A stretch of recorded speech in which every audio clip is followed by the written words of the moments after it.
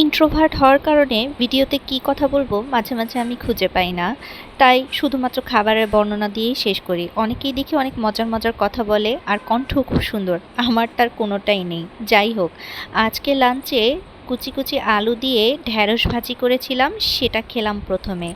ঢ্যাঁড়স ভাজি এরকম আলু কুচি করে দিয়ে রান্না করলে খুব ভালো লাগে। আর ছিল শুটকির ভর্তা। এই ভর্তাটা বেশি পেঁয়াজ, রসুন আর শুটকি, ধনেপাতা, কাঁচামরিচ দিয়ে করা হয়েছিল। এত মজা! এটা দিয়ে অনেকখানি ভাত খেয়ে ফেলা যায়।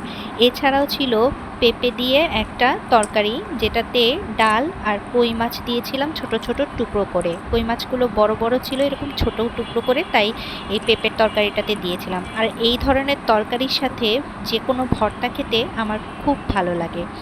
আর এটা যেন কি একটা ডাল, মাসকলাই না কি, এটা আমাদের গ্রাম থেকে আনা।